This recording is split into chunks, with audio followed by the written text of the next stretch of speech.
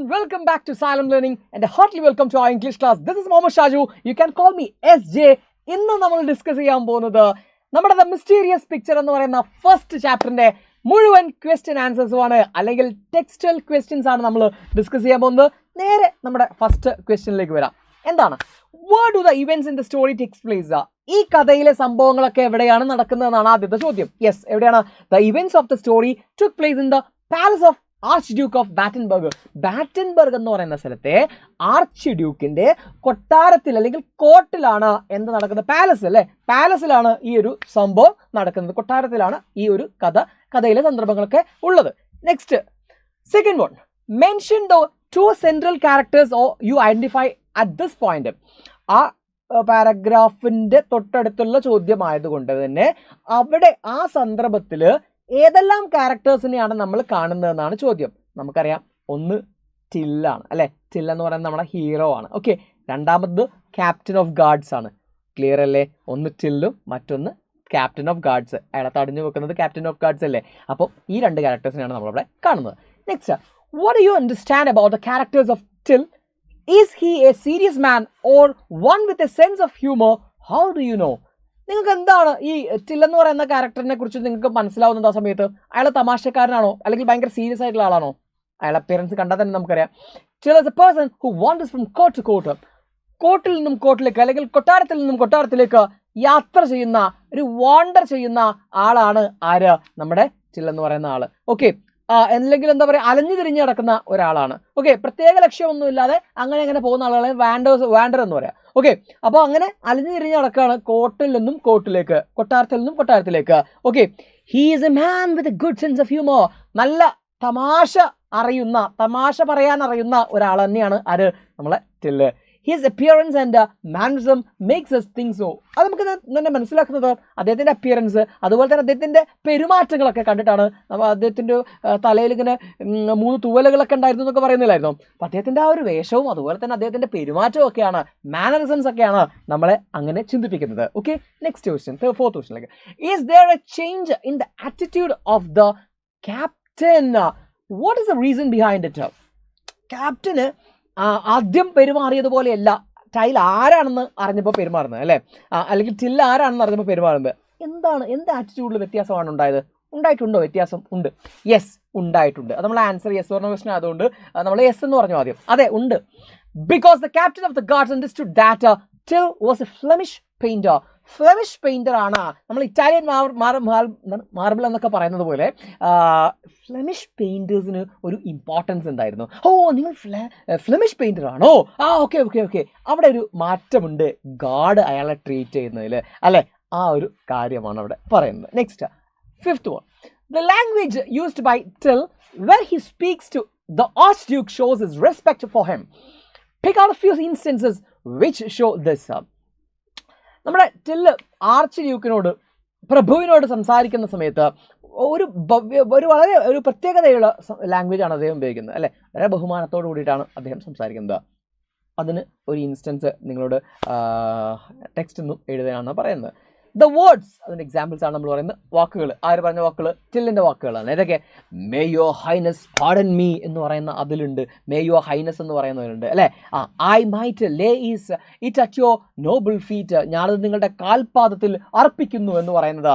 Shows Till's respect for archduke. ഇതെല്ലാം എന്താണ് കാണിക്കുന്നത്? മേ യുവർ ഹൈനസ് എന്നൊക്കെ പറയുമ്പോൾ അല്ലെ, അതുപോലെ തന്നെ എന്താണ്, നിങ്ങളുടെ കാൽപാദത്തിൽ ഞാൻ അർപ്പിക്കുന്നു എന്നൊക്കെ പറയുമ്പോൾ അദ്ദേഹത്തിൻ്റെ റെസ്പെക്ട്, ആർച്ച് ഡ്യൂക്കിനോടുള്ള റെസ്പെക്ട് നമുക്ക് കൃത്യമായിട്ട് മനസ്സിലാക്കാൻ പറ്റും. Next, what is Till wish to become? Till എന്താവാനാണ് ആഗ്രഹിക്കുന്നത്? Till wish to become a court painter. ഈ കൊട്ടാരത്തിലെ ഒരു കൊട്ടാരം ചിത്രകാരനാവാനാണ് മിസ്റ്റർ ടിൽ ആഗ്രഹിക്കുന്നത് അല്ലെ. അത് വല്ലാത്തൊരാഗ്രഹമായി പോയി. Next, seventh question, do you think till and his donkey R hungry? Give reasons for your answer. നിങ്ങൾക്ക് തോന്നുന്നുണ്ടോ ടില്ലും അദ്ദേഹത്തിന്റെ ഡോങ്കിയും ഹംഗ്രി ആണെന്ന് തോന്നുന്നുണ്ടോ? വിശപ്പുണ്ടെന്ന് തോന്നുന്നുണ്ടോ? Yes, the donkey was not at all hungry. എന്താണ് കാരണം? ഡോങ്കിക്ക് അത്ര വിശപ്പൊന്നുമില്ല. എന്താ കാരണം? ആസ് ഇറ്റ് വാസ് ഫെഡ് എന്ന് പറഞ്ഞാൽ ഫീഡ് ചെയ്യുക, ഭക്ഷണം കഴിച്ചിട്ടുണ്ട്. ഫെയർലി, നല്ല പോലെ കഴിച്ചിട്ടുണ്ട്. Well, all along the way എന്ന് വെച്ചാൽ ഗുഡായിട്ട് ഭക്ഷണം കഴിച്ചിട്ടുണ്ട്. ആ അരികിലുള്ള പുല്ലൊക്കെ മൂപ്പര് നന്നായിട്ട് തിന്ന് വെടുപ്പാക്കിയിട്ടാണ് വരുന്നത്. സോ അത്ര വിശപ്പ് ഉണ്ടാവില്ല ആർക്ക്? കഴുതക്ക്. Okay, then but Till, ty എന്നാണ് എഴുതിയത്.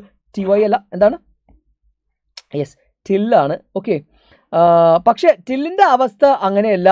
എന്താണ്, മൂപ്പർക്ക് നല്ല എന്തുണ്ട്, വിശപ്പുണ്ട്. Had nothing, had to eat for the last 3 days. കഴിഞ്ഞ 3 ദിവസമായി ഒന്നും കഴിച്ചിട്ടില്ല. ഭയങ്കര അവസ്ഥയാണ് കേട്ടോ. നെക്സ്റ്റ് 8ാമത്തെ ചോദ്യം, what is the archduke want Till to do? Archduke ടില്ലിനെ കൊണ്ട് എന്ത് ചെയ്യിപ്പിക്കാനാണ് ആഗ്രഹിച്ചത്, ഉദ്ദേശിച്ചത്? The archduke wanted Till to paint his portrait. അല്ലെ, ആർച്ച് ഡ്യൂക്ക് വേണ്ടിയിരുന്നത് എൻ്റെ ഒരു പോർട്രേറ്റ്, എൻ്റെ ഒരു ചിത്രം നിങ്ങൾ വരച്ചു തരണം. So as to leave his memory to his descendants. Descendants എന്ന് പറഞ്ഞാൽ പിൻതലമുറക്കാര്, എനിക്ക് ശേഷം വരുന്ന എൻ്റെ മക്കള് അല്ലെ, അവർക്കൊക്കെ എന്ത് കാണണം, ഞങ്ങളുടെ അപ്പൂപ്പനെ കാണണം, അല്ലെങ്കിൽ ഞങ്ങളുടെ മുത്തച്ഛനെ കാണണം.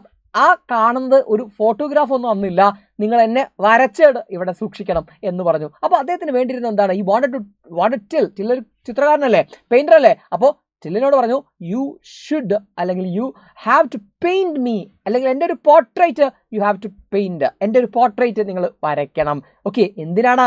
So as to leave his memory, എൻ്റെ ഓർമ്മകൾ ആരുടെ കൂടെ ഉണ്ടാവണം, മെമ്മറി ടു ഹിസ് ഡിസെൻഡൻസ്, എൻ്റെ പിൻതലമുറക്കാർക്ക് എൻ്റെ ഓർമ്മ ഉണ്ടാവാൻ വേണ്ടിയിട്ട് ഈ ചുമരിൽ എൻ്റെ വലിയ ഒരു ചിത്രം വരയ്ക്കണം എന്ന് പറഞ്ഞു. Okay, next, what is the sentence we do not know when God will think fit to summon us mean?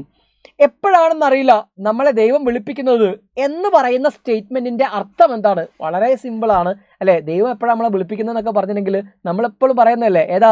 It means that we do not know when will we die. അതാണ് അല്ലെ, നമുക്കറിയില്ല എപ്പോഴാണ് നമ്മൾ മരിക്കുക എന്നതാണ് അവിടെ ഉദ്ദേശിക്കുന്നത്. ദൈവം എപ്പോഴാണ് നമ്മൾ വിളിപ്പിക്കുക എന്ന് പറഞ്ഞിട്ടുണ്ടെങ്കിൽ ഭക്ഷണം കഴിക്കാൻ വിളിപ്പിക്കുകയല്ല. എന്തിനാണ്? മരിച്ച് പോകുന്നത് എപ്പോഴാണെന്ന് നമുക്കറിയില്ല എന്നാണ് പറയുന്നത്. Okay, next 10th one. Why does Till feel unhappy? Till എന്തുകൊണ്ടാണ് ഭയങ്കര സങ്കടമായത്? Yes, Till was unhappy because the Archduke asked him to paint him alone without the courtiers in the portrait. ചിലര് സങ്കടമാകാൻ കാരണം എന്താണെന്ന് വെച്ചാൽ, ആ സമയത്ത് സങ്കടമാകാൻ കാരണം എന്താണെന്ന് വെച്ചാൽ, ആർച്ച്ഡ്യൂക്ക് പറഞ്ഞു എൻ്റെ മാത്രം ചിത്രം വരച്ചാൽ മതി എന്ന് പറഞ്ഞപ്പോൾ ടില്ലിന് വിഷമമായി. എന്താ കാരണം? ഈ കോട്ടിയേഴ്സ് ഒന്നും വേണ്ട അല്ലെ, paint him alone without the courtiers. Courtiers എന്ന് പറഞ്ഞാൽ കൊട്ടാരത്തിലുള്ള മറ്റ് അദ്ദേഹത്തിന്റെ മന്ത്രിമാര്, അങ്ങനെയുള്ള കുറെ ആൾക്കാരുണ്ടാവില്ലേ, ടീംസ് ഉണ്ടാവില്ലേ, ആ ആൾക്കാരൊന്നും ഇല്ലാതെ, കോർട്ടിലുള്ള ആൾക്കാരൊന്നും ഇല്ലാതെ എൻ്റെ ഒറ്റ ചിത്രം മതി എന്ന് പറഞ്ഞപ്പോഴാണ്, നമ്മൾ സെൽഫി എന്ന് പറയില്ലേ, അത് പറഞ്ഞപ്പോഴാണ് അദ്ദേഹത്തിന് സങ്കടമായത്. Who are compare to moon and the lanterns. പക്ഷെ സ്റ്റിൽ അവിടെ ഒരു കമ്പാരിസൺ എടുത്തിട്ടുണ്ട് അല്ലെ. അത് എന്താണ്? മൂണും ലാൻഡേൺസുമായിട്ടാണ്. ചില ആൾക്കാരെ മൂണുമായിട്ടും ചില ആൾക്കാരെ ലാൻഡേൺസുമായിട്ട് സ്റ്റിൽ കമ്പയർ ചെയ്തിട്ടുണ്ട്. ആരാണ് ഇവിടെ മൂണ്, ആരാണ് ഇവിടെ ലാൻഡേൺസ്? ഓക്കെ, ലാൻഡേൺസ് എന്ന് പറഞ്ഞാൽ റാന്തൽ വിളക്കുകളാണ്. അപ്പോൾ ഇവിടെ മനസ്സിലാക്കുക, the Lord and the lady എന്ന് വെച്ചാൽ, ലോർഡ് എന്ന് പറഞ്ഞാൽ ഇവിടെ ഉദ്ദേശിക്കുന്നത് രാജാവിനെ അല്ലെങ്കിൽ ഡ്യൂക്കിനെ. അപ്പോൾ ഇവിടെ ആർച്ച് ഡ്യൂക്കാണ് ലോർഡ്. ആൻഡ് ദ ലേഡി എന്ന് വെച്ചാൽ, ഈ ലേഡി എന്ന് പറയുമ്പോൾ ആരായിരിക്കും? ലോർഡിന്റെ ഭാര്യ എന്ന് വെച്ചാൽ ആർച്ച് ഡ്യൂക്കിന്റെ ഭാര്യ. ഇവർ രണ്ടുപേരുമാണ് ആര്? They are compare to moon. ഇവരെയാണ് മൂണുമായിട്ട് കമ്പയർ ചെയ്യുന്നത്, ഇവരെയാണ് ചന്ദ്രനുമായിട്ട് കമ്പയർ ചെയ്യുന്നത്. എന്തൊരു ഭംഗിയാണ് നിങ്ങളെ കാണാൻ അല്ലെ, ആ ചന്ദ്രനെ പോലെ ഇരിക്കുന്നു, മന്നവേന്ദ്ര നിൻമുഖം ചന്ദ്രനെ പോലെ വിളങ്ങുന്നു. രാജാവെ നിങ്ങളെ കാണണ്ടല്ലോ, ചന്ദ്രനെ പോലെ ഉണ്ട്, ചന്ദ്രൻ ഉദിച്ചു നിൽക്കുന്ന പോലെ ഉണ്ട്. ഇതാണ് ഉദ്ദേശം. ഓക്കെ, ഇനി ഒന്നാമത്തെ കമ്പാരിസൺ കഴിഞ്ഞു. And the courtiers are compared to the lanterns. ബാക്കിയുള്ള അദ്ദേഹത്തിന്റെ കൊട്ടാരം അലങ്കരിക്കുന്ന ബാക്കിയുള്ള കോർട്ടിയേഴ്സ്, അവരൊക്കെ എന്താണ്? വിളക്കുകളാണ്. ഓക്കെ, അവരൊക്കെ ലാൻഡേൺസ് ആണ് എന്നാണ് പറയുന്നത്. ശരിക്കും ലാൻഡേൺ എന്ന് പറയുന്നത് നമ്മളെ റാന്തൽ വിളക്കില്ലേ, തന്നെയാണ് ലാൻഡേൺ എന്ന് പറയാം കേട്ടോ. അപ്പോൾ ഇവിടെ ലാൻഡേൺസും മൂണാരാണ്? നമ്മുടെ ലോർഡും ലേഡിയും എന്ന് വെച്ചാൽ ആർച്ച് ഡ്യൂക്കും വൈഫും. മറ്റുള്ള കോർട്ടിയേഴ്സ് ആണ് ആര്? Lanterns. Next, what were the demands of the Archduke and the courtiers in the painting their pictures? രണ്ടുപേർക്കും, കോർട്ടിയേഴ്സിനും അതുപോലെ തന്നെ കിങ്ങിനും അല്ലെങ്കിൽ നമ്മുടെ ആർച്ച് ഡ്യൂക്കിനും എന്തുണ്ട്? കുറച്ച് ഡിമാൻഡ്സ് ഉണ്ടായിരുന്നു പിക്ചർ വരയ്ക്കുന്നതിൽ. എന്തൊക്കെയായിരുന്നത്? ദ ആർച്ച് ഡ്യൂക്കിൻ്റെ നമുക്ക് ആദ്യം പറയാം. The archduke demanded Till to paint all the courtiers as such. Archduke പറഞ്ഞു, നിങ്ങൾ കോർട്ടിയേഴ്സിനൊക്കെ ഇപ്പോഴെങ്ങനെയാണോ അവരെ കാണാനുള്ളത് അതുപോലെ തന്നെ വരയ്ക്കണം എന്ന് പറഞ്ഞു അല്ലേ. Paint all the courtiers as such എന്ന് പറഞ്ഞാൽ എങ്ങനെയാണോ അതുപോലെ വരയ്ക്കണം, ഒരു വര കുത്ത് പുള്ളി മാറിപ്പോകരുത്. Okay, but the courtiers demanded that he should make them more attractive than actually they were. പക്ഷേ നമ്മുടെ ഈ പറയുന്ന പോലെ കോർട്ടിയേഴ്സ് പറഞ്ഞു, നിങ്ങൾ ഞങ്ങളെ എങ്ങനെ ആക്കണം? കുറച്ചുകൂടെ ഭംഗിയുള്ളവരാക്കണം, മോർ അട്രാക്റ്റീവ് ആക്കണം. ഓക്കെ, ആക്ച്വലി ഞങ്ങൾ എങ്ങനെയാണോ അതിനേക്കാൾ അപ്പുറത്ത് ഫിൽറ്റർ ചെയ്യണം. നമ്മൾ ഫിൽറ്റർ ഒക്കെ ഇടൂലേ, അല്ലെങ്കിൽ എന്താ പറയുക, എഡിറ്റ് ചെയ്യുന്ന സോഫ്റ്റ്വെയർ ഒക്കെ ഇല്ലേ, അപ്പോൾ നമ്മൾ പറയില്ലേ എന്നെ മമ്മൂട്ടീനെ പോലെ ആക്കണം, എന്നൊക്കെ പറയുന്നത് പോലെ അവർ പറഞ്ഞു അതിനെ കുറച്ചുകൂടെ ഭംഗിയുള്ളതാക്കാൻ വേണ്ടിയിട്ട് കോർട്ടിയസ് പറഞ്ഞു. പക്ഷേ കിങ് പറഞ്ഞു അവരെങ്ങനെയാണോ അതുപോലെയാണ് വേണ്ടതെന്ന്. രണ്ടുപേരും രണ്ട് അഭിപ്രായം പറഞ്ഞു. 13th one. Why did Till think that if he painted the picture, he would definitely be killed? എന്തുകൊണ്ടാണ് ടില്ല് പറയുന്നത് if he painted the picture, അദ്ദേഹം പിക്ചർ പെയിന്റ് ചെയ്താൽ തീർച്ചയായിട്ടും മരണം ഉറപ്പാന്ന് പറയാനുള്ള കാരണം എന്താണ്? കാരണം ഇതാണ്, if he painted the picture as directed by the archduke he might be killed by the courtiers. കാരണം രണ്ടുപേരും രണ്ടാണ് പറയുന്നത്. രാജാവ് പറഞ്ഞു അതുപോലെ വരയ്ക്കണം, മറ്റൊരു പറഞ്ഞു കുറച്ചുകൂടി ഭംഗിയാക്കി വരക്കണം എന്ന്. അപ്പോൾ ഇയാൾ ഈ പറഞ്ഞ പോലെ ആർച്ച് ഡ്യൂക്ക് പറഞ്ഞതുപോലെ വരയ്ക്കുകയാണെങ്കിൽ ഉറപ്പായിട്ടും ആര് കൊല്ലും? നമ്മുടെ കോർട്ടിയസ് കൊല്ലും. If his picture satisfy the whims of the courtiers, എന്നാൽ കോർട്ടിയസ് പറഞ്ഞതുപോലെ വരയ്ക്കുകയാണെങ്കിൽ അവരുടെ വിംസ്, അവരുടെ ആഗ്രഹങ്ങൾ, ഇച്ഛക്കനുസരിച്ചിട്ട് അയാൾ വരയ്ക്കുകയാണെങ്കിൽ എന്താ സംഭവിക്കുക? He might be killed by the archduke. അപ്പോൾ ആർച്ച് ഡ്യൂക്കും കൊല്ലും. മരണം ഏതായാലും ഉറപ്പായി. What will Till do to save himself from being killed? Till എന്താണ് ചെയ്യുക അയാൾ മരിക്കാതിരിക്കാൻ വേണ്ടിയിട്ട്? എന്തായിരിക്കും നമുക്കറിയില്ല. ആ സമയത്തുള്ള ചോദ്യം കേട്ടോ, ടെക്സ്റ്റ് ക്വസ്റ്റൻ അല്ലേ. അപ്പോൾ ആ സമയത്ത് നമുക്ക് വേണമെങ്കിൽ ഇങ്ങനെ പറയാം, not to paint the picture, ഒന്നുകിൽ ചിത്രം വരയ്ക്കാതിരിക്കുക അല്ലേ. പിന്നെ എന്താ, paint the picture as the courtiers had demanded, courtiers പറഞ്ഞതുപോലെ വരയ്ക്കാം. അപ്പോൾ രാജാവോ, അപ്പോൾ അടുത്ത് വേറെ ഒന്ന്, paint the pictures as archduke as instructed, archduke പറഞ്ഞതുപോലെ വരയ്ക്കുക. ഇതൊക്കെ നമ്മുടെ ചോയ്സ് ആണ്, ഏത് നമ്മളുടെ ആൻസർ ആണ്, ഏത് എഴുതിയാലും കുഴപ്പമില്ല. ഓക്കെ, നമ്മുടെ ഒരു ഗസ് ചെയ്യാന്ന് പറഞ്ഞ അവിടെ. 15th one. How did Till manage to stay in the court for long? How many days did he finally get to complete the picture? ആ ടില്ല് എങ്ങനെയാണ് കൊട്ടാരത്തിൽ കുറച്ച് ദിവസം അവിടെ നിന്നത്? എങ്ങനെയാണ് അയാൾ അവസാനം ആ പിക്ചർ കംപ്ലീറ്റ് ചെയ്തത്? Okay, he kept on saying that the picture was nearing completion. അയാൾ എങ്ങനെ കുറേ ദിവസം അവിടെ നിന്നത് കൊട്ടാരത്തിൽ? അതെങ്ങനെയാണ്?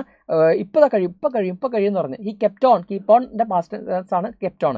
കീപ്പ് ഓൺ എന്ന് പറഞ്ഞാൽ continue. He continued saying that, ഇങ്ങനെ പറഞ്ഞുകൊണ്ടേയിരുന്നു എന്താ, that the picture was nearing completion, picture ഇതാ കഴിയാനായി എന്ന് പറഞ്ഞുകൊണ്ടിരിക്കുകയാണ്. And he needed some more days to complete, കുറച്ചുകൂടി ദിവസം വേണം. പപ്പു പറഞ്ഞ പോലെ ഒരു ഇച്ചിരി കൂടി വേണം അല്ലേ, ഒരു ഇച്ചിരി കൂടി അങ്ങോട്ട് പോയിട്ടുണ്ടെങ്കിൽ എന്ന് പറഞ്ഞ പോലെ കുറച്ചുകൂടി ദിവസം പോയിട്ടുണ്ടെങ്കിൽ അടിപൊളിയൊക്കെ പിക്ചർ തരാം എന്ന് അദ്ദേഹം പറഞ്ഞുകൊണ്ടേയിരുന്നു. അങ്ങനെ ഒരുപാട് ദിവസം അദ്ദേഹം അവിടെ ചെലവഴിച്ചു. 16th one. What is special about the picture?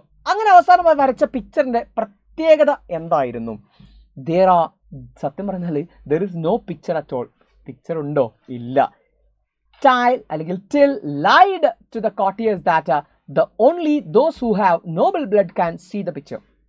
Till വെറുതെ കളവ് പറഞ്ഞു അവരോട്. എന്താ, ആർക്കൊക്കെയാണോ നോബിൾ ബ്ലഡ് ഉള്ളത്, നോബിൾ ബ്ലഡ് എന്ന് പറഞ്ഞാൽ എന്താണ്? യെസ്, കുലീനമായ രക്തമുള്ളത് എന്ന് വെച്ചാൽ നോബിൾ ഇൻഹെറിറ്റൻസ് ഉള്ള, നല്ല കുടുംബത്തിൽ പിറന്നൊക്കെ നമ്മൾ പറയില്ലേ, അങ്ങ് ഉയർന്ന കുടുംബത്തിൽ പിറന്ന ആളുകൾ ആരൊക്കെയാണോ അവർക്ക് മാത്രമാണ് ചിത്രം കാണാൻ പറ്റുക എന്ന് പറയുമ്പോൾ ആരെയും കാണുന്നില്ല എന്ന് പറഞ്ഞാൽ മോശക്കാരാവില്ലെന്ന് കരുതിയിട്ട് എല്ലാവരും പറഞ്ഞു അടിപൊളി സെറ്റ് പിക്ചർ എന്നൊക്കെ ആൾക്കാർ എന്ത് ചെയ്തു? പറഞ്ഞു. നമ്മൾ കണ്ടതാണ് കഥയിൽ അല്ലേ. അപ്പോൾ ആൻസർ ഇതാണ്, there is no picture at all.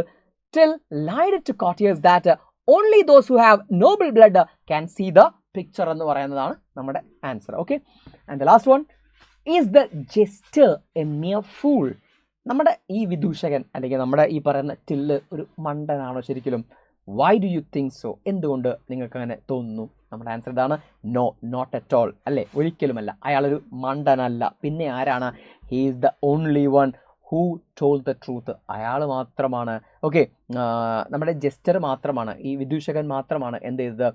സത്യം പറഞ്ഞത്. അയാൾ മാത്രമാണ് പറഞ്ഞത് എനിക്കൊന്നും കാണാൻ പറ്റുന്നില്ല എന്ന് പറഞ്ഞത്.